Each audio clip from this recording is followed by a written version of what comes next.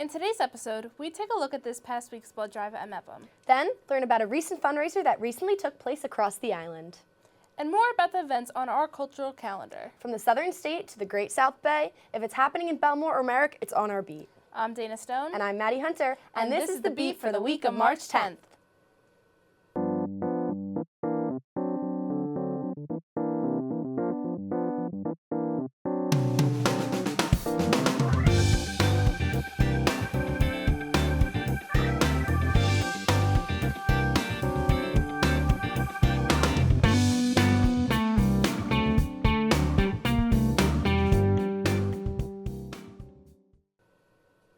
Welcome to The Beat, where we share stories and events you might not have known about happening in our community. Speaking of community events, did you know about the pizza fundraiser that was happening at many participating places just a few weeks ago? No, but I think I know someone who could tell us. Here's a very familiar face with more. Many Long Islanders are coming to restaurants and ordering pizza.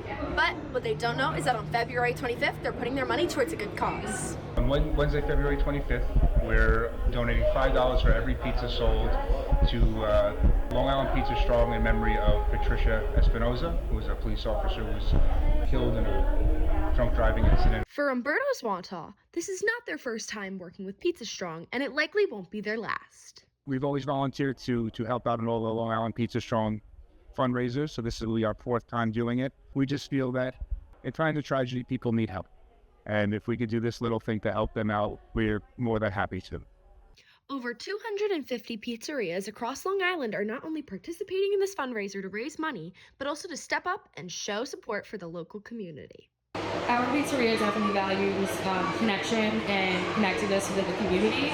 So showing support for this family and the loved ones of this fallen officer shows that we're here to support in any way we can to the local Long Island community. A lot of people have respect for police officers, and I feel like you could show respect by showing respect to the family.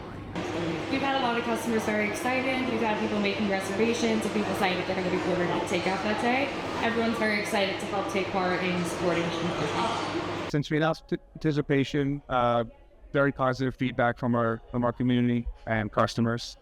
I believe that they're very inspired by Long Island Pizza Strong. It shows that people care, which we need, right? A lot more people caring about others.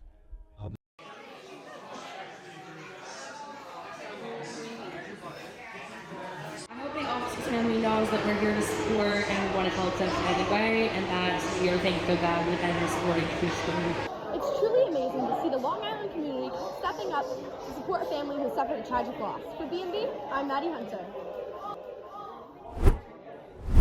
It is so great that these places were able to donate so much for a good cause. I agree. I know I was glad to help out.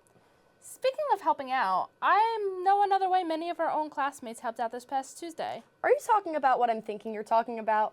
If you mean the blood drive, then yes. Here's Hailey Gardner on this scene last Tuesday with more.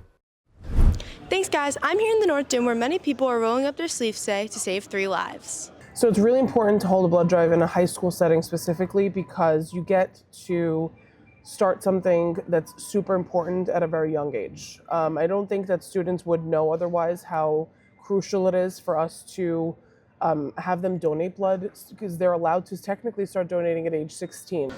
Even just one donation can make a big difference. And with so many volunteers here today, the impact can be felt beyond the walls of this gym. This is already my 4th blood drive with Mepham. So just knowing that we're making a difference in so many lives, it just makes me feel good. Reporting from Mepham, I'm Hailey Gardner. Thanks, Hailey, and congrats on saving 3 lives by donating. It's really such an easy thing to do, and it can affect so many people. Speaking of, there are also many things happening around our community that can affect people. Yeah, let's check out our cultural calendar for more.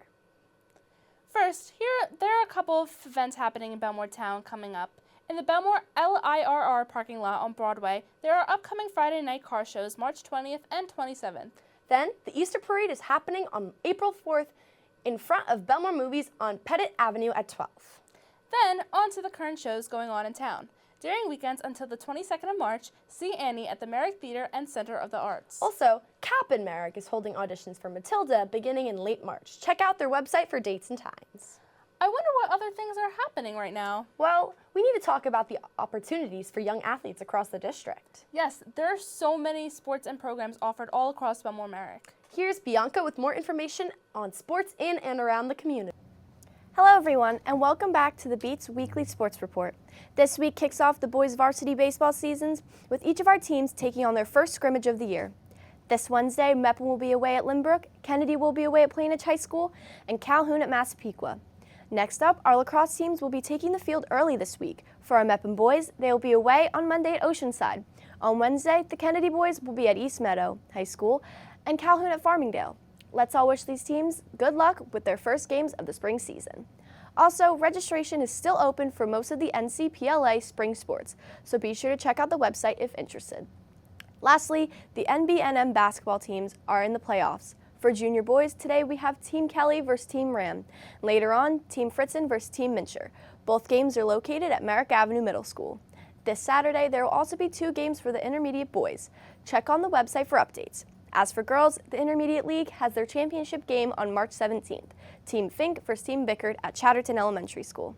That's all from me. I'm Bianca Muniz, now sending it to you guys back in the studio. Thanks, Bianca. Well, Dina, do you know what time it is? No, please don't say it. It's the end of another episode of The Beat. We'll see you around the community. But if we don't see you around town, then we'll see you next week on The Beat.